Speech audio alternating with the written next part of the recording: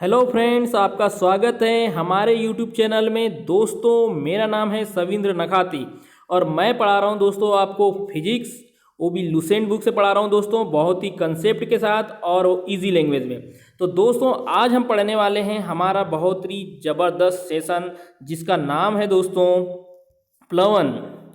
प्लवन दोस्तों, इसको इंग्लिश में कहते हैं फ्लोटेशन। इसको इंग्लिश में दोस्तों फ्लोटेशन कहते हैं। क्या होता है, कहाँ कैसे कार्य करता है, ये सब जानेंगे। तो दोस्तों, हमारे वीडियो कैसे लग रहे हैं आप कमेंट करके बताइए, लाइक करें और ज़्यादा से ज़्यादा शेयर करें दोस्तों। यदि आपने हमारे चैनल को दोस्तों अभी तक सब्सक्राइब नहीं किया है तो प्लीज़ सब्सक्राइब कर लीजिए। और इसके पहले दोस्तों मैंने कुछ वीडियो बना चुका हूँ जो बहुत ही शानदार और ज़बरदस्त तरीके से बताएं दोस्तों, तो वो आप हमारे चैनल के प्ले लिस्ट में जाके देख सकते हैं। और ये है दोस्तों 6वें नंबर का टॉपिक है प्लवन। तो दोस्तों, क्या होता है प्लवन, जिसको फ्लोटेशन कहते हैं, क्या होता है इसके बारे में जानिए दोस्तों। इसकी परिभाषा समझिए कि जब कोई वस्तु जल में तैरती है, जब कोई वस्तु दोस्तों जल में तैर रही है, तो इसका मतलब है कि उस पर तैरती हुई वस्तु का घनत्व तो जल के घनत्व से क्या है, कम है। दोस्तों, एक घनत्व शब्द अभी मैं इसको थोड़ी देर बाद में आप क्लियर करूंगा कि घनत्व क्या होता है। आप बस इतने समझिए कि जो भी कोई वस्तु जल पे तैर रही है, जल पे तैरती है दोस्तों, इसका मतलब यह है कि जो जल का घनत्व है वो क्या होगा दोस्तों, उस वस्तु के घनत्व से ज़्यादा होगा, उस वस्तु के घनत्व से ज़्यादा होगा। या तैरती वस्तु का घनत्व जो है जल के घनत्व से क्या होगा, कम होगा। इसलिए वो डूबती नहीं दोस्तों। घनत्व अगर ज़्यादा रहेगा उस वस्तु का तो जल में डूब जाएगी। इसलिए जल का घनत्व क्या है, ज़्यादा है, और वस्तु का घनत्व क्या है, कम है, इसलिए वो उसके ऊपर तैरती है। तो यही है दोस्तों फ्लोटेशन। फ्लोटेशन का मतलब कि जल के ऊपर तैरना। तो तैर क्यों रही है, क्योंकि उसका घनत्व क्या है, जल के कंपेयर में कम है दोस्तों। जैसे बर्फ या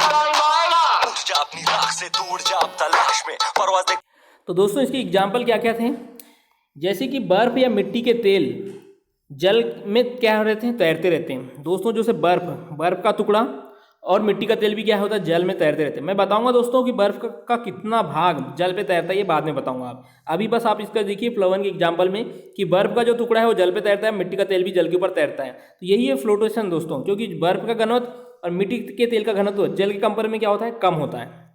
समझ में आया। आगे देखिए दोस्तों, लोहे की सुई पानी में डूब जाती है। लोहे की सुई पानी में डूब जाती है क्योंकि उसका घनत्व पानी के घनत्व से क्या होता है, अधिक होता है, किंतु लोहे से बना जहाज पानी में तैरते रहता है। तो दोस्तों, ये सब क्या है, प्लवन की एग्जाम्पल है। लेकिन क्यों तैरता है, ये आर्किमिडीज के सिद्धांत के अकॉर्डिंग। तो मैं दोस्तों आर्किमिडीज का सिद्धांत भी बताऊंगा कि क्या होता है। समझ में आया दोस्तों। चलो आगे चलते हैं और देखते हैं उत्प्लावक बल यानी बॉयंट फोर्स। क्या होता है उत्प्लावक बल, जिसको इंग्लिश में बॉयंट फोर्स कहते हैं दोस्तों। क्या होता है देखिए, द्रव का वह गुण जिसके कारण वस्तुओं पर ऊपर की ओर एक बल लगता है उसे उत्क्षेप या उत्प्लावक बल कहते हैं। यह बल वस्तुओं के हटाए गए द्रव के गुरुत्व केंद्र पर कार्य करता है, जिसे उत्प्लावन केंद्र कहते हैं दोस्तों, सेंटर ऑफ बॉयंसी, उत्प्लावन केंद्र कहते हैं। इसका अध्ययन सर्वप्रथम आर्किमिडीज ने किया था। तो दोस्तों, बॉयंट बल जो है यानी जिसका उत्प्लावन केंद्र सेंटर ऑफ बॉयंसी और बॉयंट फोर्स, इनका जो उत्पादन किसने किया, आर्किमिडीज सिद्धांत से किने। क्या करता है, द्रव का वह गुण जिसके कारण वस्तुओं पर ऊपर की ओर, मान लो सपोज दोस्तों कोई वस्तु पानी में तैर रही है, थोड़ी बहुत डूबी हुई है, मान लो कोई जहाज तैर रहा है, तो क्या होता है दोस्तों, ये जब वस्तु के ऊपर की ओर कोई बल लगाता है, कहाँ से, नीचे साइड से एक बल लगता है। ये बल क्या होता है दोस्तों, जो इसके द्वारा जो हटाया गया द्रव है उसके क्या होता है, बराबर होता है, उसके द्वारा क्या होता है, बराबर होता है दोस्तों। यही है सेंटर ऑफ बॉयंसी, जो इसके केंद्र पे कार्य करता है। समझ में आया दोस्तों। ये किसने अध्ययन किया था इसका, आर्किमिडीज ने किया था। अब देखिए दोस्तों इसके आगे, उत्प्लावक बल जो है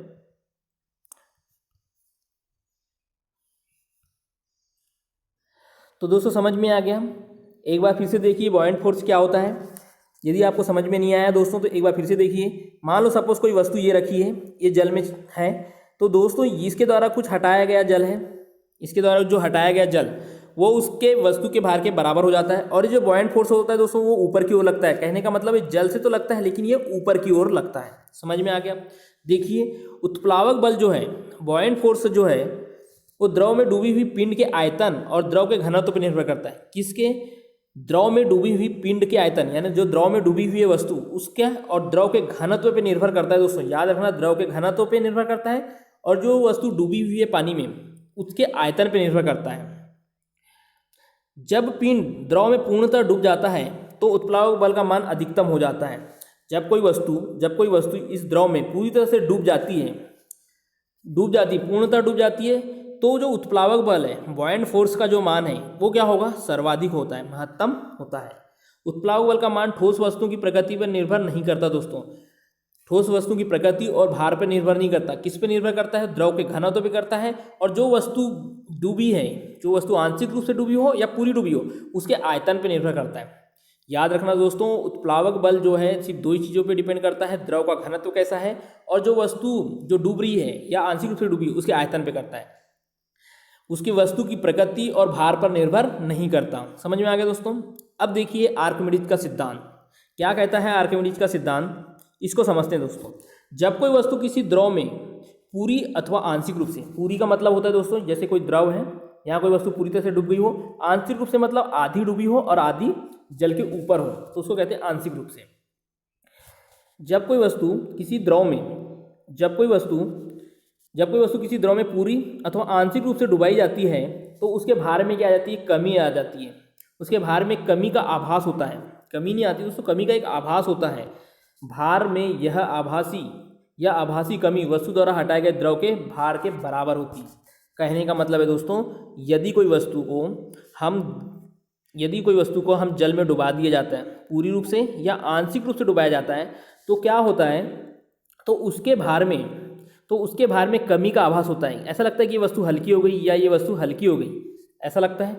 तो वो उसके द्वारा जो हटाया गया द्रव है, के भार के बराबर होता है। ये जो भार है इस वस्तु, वो आंशिक जो भार है, कमी है, उसके बराबर हो जाता है इस द्रव का।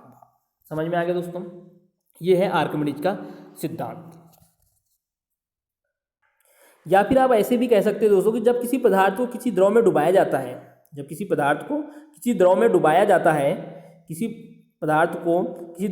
जाता है, तो वो अपने आयतन के बराबर द्रव को हटाती है। उसके बराबर हो सकता है या कह सकते हो कि उसके आयतन के बराबर द्रव को क्या करती है, हटाती है। समझ में आ गया दोस्तों आर्किमिडीज का सिद्धांत। अभी प्लवन का नियम, फ्लोटेशन का नियम क्या कहते हैं, लॉ ऑफ फ्लोटेशन क्या कहता है दोस्तों, इसको सीखिए। संतुलित अवस्था में तैरने पर वस्तु अपने भार के बराबर द्रव को विस्थापित करता है। यही कहने का मतलब है कि जब कोई वस्तु तैर रही है किसी द्रव में, तैर रही तो वो अपने भार के बराबर द्रव को क्या करती है, विस्थापित करती है। कौन सा वाला, जो डूबा हुआ है उसके भार के बराबर या उसके आयतन के बराबर द्रव को क्या करती है, हटाती है, विस्थापित करती है। ये इसका प्लवन का पहला नियम कहता है।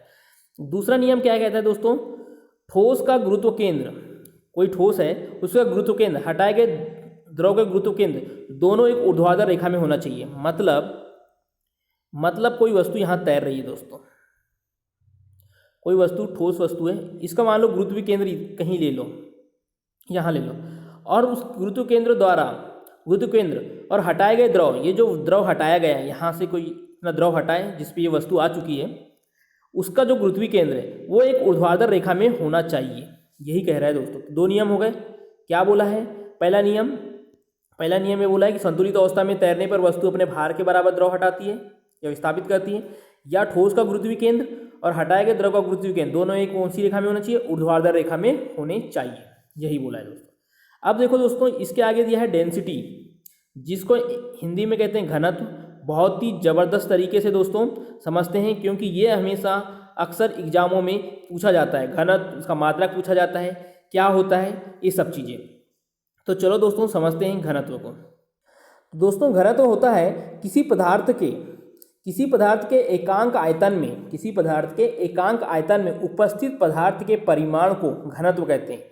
क्या बोला है दोस्तों, एक बार फिर से डेफिनेशन समझिए, घनत्व की डेफिनेशन समझिए फिर से एक बार। क्या बोला है कि किसी पदार्थ के एकांक आयतन में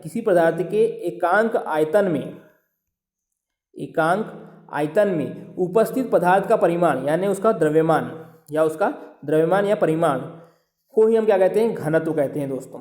समझ में आया। जैसे यहाँ दिया है घनत्व बराबर द्रव्यमान बटे आयतन, यानी किसी पदार्थ की मात्रा उसका द्रव्यमान कहलाती है और उसका एकांक आयतन का जो अनुपात है उनको क्या कहते हैं, हम घनत्व कहते हैं। घनत्व का ऐसा ही मात्रा क्या है दोस्तों, kg, क्योंकि द्रव्यमान का देखो द्रव्यमान द्रव्यमान बटे आयतन हो गया, और द्रव्यमान का क्या होता है केजी, और आयतन का क्या होता है मीटर क्यूब। तो केजी पर मीटर क्यूब क्या हो जाएगा, इसका मात्रक हो जाएगा, कौन सा, एसआई मात्रक। समझ में आ गया दोस्तों। आगे चलते हैं, आपेक्षिक घनत्व। आपेक्षिक घनत्व, हाँ दोस्तों एक और चीज़ आपको कन्फ्यूजन हो सकता है कि यहाँ मीटर का क्यूब क्यों लिखा है, मीटर पे -3 की घात लिखा है। तो दोस्तों ये ऐसा है कि क्या है, केजी पर मीटर क्यूब है। जब हम इसको ऊपर ले जाएंगे तो क्या हो जाएगा, केजी तो जैसा का वैसा रहेगा, ये है अपॉन में यानी इसके बटे में। जब ऊपर जाता है तो क्या हो जाता है, माइनस की पावर लग जाती है। तो केजी मीटर -3 की जो पावर लगी है ये इस वजह से लगी है, या आप इसको केजी पर मीटर क्यूब भी कह सकते हैं। ठीक है दोस्तों। अब है आपेक्षिक घनत्व। क्या होता है आपेक्षिक घनत्व, इसको समझते हैं दोस्तों। तो दोस्तों आपेक्षिक घनत्व मतलब द्रव का आपेक्षिक घनत्व द्रव का घनत्व तथा पानी के घनत्व का अनुपात होता है। आपेक्षिक घनत्व क्या होता है, द्रव का घनत्व, कोई भी द्रव ले लो उसका घनत्व, और पानी के घनत्व का अनुपात क्या कहलाता है, आपेक्षिक घनत्व कहलाता है। तो दोस्तों किसी भी वस्तु का घनत्व ले लिए, मान लो जैसे यहाँ दिया है किसी वस्तु का घनत्व और पानी का घनत्व। पानी का घनत्व किस में ज़्यादा होता है दोस्तों, जब 4 डिग्री सेल्सियस पे जब पानी को पे गर्म किया जाता है, जब 4 डिग्री सेल्सियस रहता है उस समय पानी का घनत्व क्या होता है, सबसे ज़्यादा होता है। याद रखना दोस्तों, ये पूछा जाता है कि पानी का घनत्व किस डिग्री सेल्सियस पे ज़्यादा रहेगा, तो 4 डिग्री सेल्सियस पे पानी का घनत्व सबसे ज़्यादा रहता है। ठीक है दोस्तों, ये दिया है आपके सामने। अब आगे चलते हैं,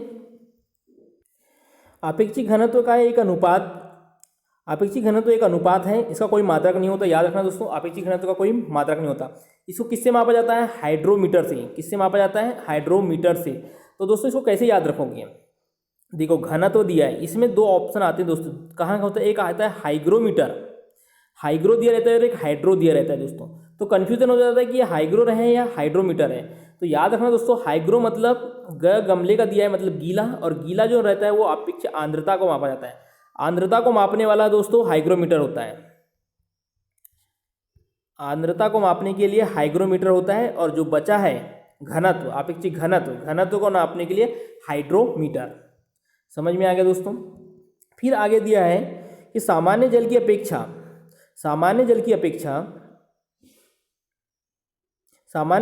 समुद्री जल का घनत्व अधिक होता है, इसलिए उसमें तैरना आसान होता है। हमेशा याद रखिए दोस्तों, जिस चीज़ का घनत्व ज़्यादा है उसमें तैरना हमेशा आसान होता है। तो यही बोला है दोस्तों, समुद्री जल का घनत्व क्या होता है, अधिक होता है, इसलिए उसमें तैरना आसान होता है। ठीक है दोस्तों।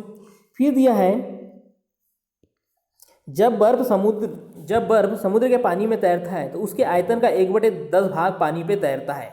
याद रखना दोस्तों, मैंने अभी आपको बताया था कि बर्फ जो है पानी के ऊपर तैरता है, तो लेकिन कितना भाग, 1/10 भाग। 1/10 भाग क्या है, बर्फ का पानी के ऊपर तैरता है। तो बचा कितना, 9/10 भाग कहाँ रहेगा, वो दोस्तों जल पे डूबा रहेगा। 1/10 भाग अगर पानी पे तैर रहा है तो 9/10 भाग क्या रहेगा, जल के अंदर डूबा हुआ रहेगा। समझ में आया दोस्तों। आगे चलिए, आगे दिया है दोस्तों, किसी बर्तन में पानी भरा है और उस पर बर्फ तैर रही है। किसी बर्तन है उस पर पानी भरा हुआ है और उस पर कोई बर्फ का टुकड़ा है, मान लो वो तैर रहा है, तो उस पर बर्फ तैर रही है। जब बर्फ पूरी तरह से पिघल जाएगी तो पात्र में पानी का तल बढ़ता नहीं, पहले के समान ही रहता है। तो समझ में आया दोस्तों। याद रखिए, यदि कोई मान लो सपोज एग्जाम्पल से समझिए, कोई गिलास है, गिलास में कोई बर्फ़ का टुकड़ा भी रख दिया जाता है और पूरा पानी भरा हुआ है, और पूछा जाए कि यदि बर्फ़ पिघल जाए तो क्या गिलास से बाहर पानी आ जाएगा या कम हो जाएगा। तो दोस्तों कुछ परिवर्तन नहीं होता, वो समान रहता है, जितना है उतना ही उसका आयतन रहेगा। समझ में आया दोस्तों। आगे चले, आगे बोला है नमक के घोल का घनत्व अंडे के घनत्व से अधिक होता है। नमक के घोल का घनत्व अंडे के घनत्व से अधिक होता है, इसलिए नमक के घोल में अंडा क्या करता है, तैरता है। याद रखना दोस्तों, जो नमक है NaCl, इसका रासायनिक सूत्र NaCl है। तो दोस्तों इसका जो घोल बनाया जाएगा नमक का, और जो अंडे का जो घोल रहता है, अंडे के अंदर जो रहता है द्रव, उसका घोल कि घनत्व से क्या है, नमक का घनत्व ज़्यादा है, इसलिए जो अंडे का घोल है दोस्तों वो क्या रहेगा, नमक के घोल के ऊपर क्या रहता है, तैरता है। यही बोला है दोस्तों। दूसरी चीज आगे दिया है, दूध की शुद्धता दूध मापी द्वारा मापी जाती है। दूध की शुद्धता किसके द्वारा, दूध मापी, इसको लैक्टोमीटर दिया जाता है। दोस्तों इसी के द्वारा ये पता लगाया जा सकता है, शुद्धता तो नापी जाती है। और साथ में दूध में कौन सा एसिड पाया जाता है? लैक्टिक अम्ल, लैक्टिक एसिड या लैक्टिक अम्ल पाया जाता है दूध में, याद रखना दोस्तों। इसके आगे दिया है हमारे पास मित्त केंद्र या मेटा सेंटर, मेटा सेंटर जिसको हिंदी में कहते हैं मित्त केंद्र। तो इसको समझते हैं दोस्तों क्या होता है। तो दोस्तों मित्त केंद्र क्या होता है, देखिए इसको समझते हैं बहुत ही अच्छे तरीके से। क्या होता है दोस्तों कि तैरती हुई वस्तु, मान लो कोई जल है, उसमें कोई वस्तु तैर रही है, मान लो कोई वस्तु ये है तैर रही है, तो वस्तु द्वारा विस्थापित द्रव का केंद्र, वस्तु द्वारा विस्थापित द्रव के द्वारा गुरुत्व केंद्र, जो मैंने बता चुका हूँ दोस्तों कि उत्प्लावन केंद्र कहाँ होता है, अभी हमने इसके पहले जस्ट पढ़े हैं।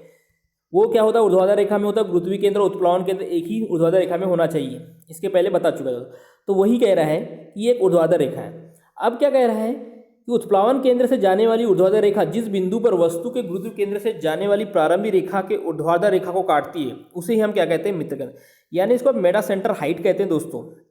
क्या होता है, जैसे मान लो कोई वस्तु यहाँ है, अगर मान लो ये थोड़ी टिल्ट हो गई, ये हो गई, तो क्या होता है यहाँ से एक इसको काट दिया जाता है जिसको एम द्वारा दिया जाता है। तो गुरुत्वीय केंद्र और जो उत्प्लावन केंद्र है उनकी जो रेखा को जिस बिंदु पे काट दिया जाता है उसको एम द्वारा दर्शाया जाता है। एम मतलब मेटा सेंटर हाइट। तो यही बोला है दोस्तों कि वो मेटा सेंटर हाइट जो लाइनें रहती है ऊर्ध्वाधर रेखा को एक बिंदु पे काट देती है, तो उस केंद्र को ही हम क्या कहते हैं? मेटा सेंटर कहते हैं। समझ में आया दोस्तों? एक बार फिर से देखिए, सुनिए। तैरती हुई वस्तु द्वारा विस्थापित द्रव के गुरुत्वीय केंद्र को उत्प्लावन केंद्र कहते हैं। समझ में आ गया? उत्प्लावन केंद्र से जाने वाली ऊर्ध्वाधर रेखा जिस बिंदु पर वस्तु के गुरुत्व केंद्र से जाने वाली प्रारंभिक रेखा को काटती है, उस इसी पॉइंट को क्या कहते हैं? एम द्वारा डिनोट करते हैं, उसको क्या कहते हैं? मेटा सेंटर या मित्त केंद्र। ठीक है दोस्तों, इसके कुछ कंडीशन दी है कि तैरने वाली वस्तु के स्थायी संतुलन के लिए शर्तें। स्थायी संतुलन मतलब स्टेबल कंडीशन में जब कोई वस्तु तैर रही है तो उसके लिए क्या क्या शर्तें होना चाहिए? मित्त केंद्र गुरुत्व केंद्र के ऊपर होना चाहिए। जो गुरुत्वीय केंद्र जी है उसके ऊपर क्या आना चाहिए? एम आना चाहिए ना। मित्त केंद्र है यानी एम मतलब मेटा सेंटर जो है वो गुरुत्वीय केंद्र के ऊपर आना चाहिए। कब? स्टेबल की कंडीशन में, जब वो संतुलन की अवस्था में हो दोस्तों तो उसके ऊपर आना चाहिए। दूसरा क्या बोला है?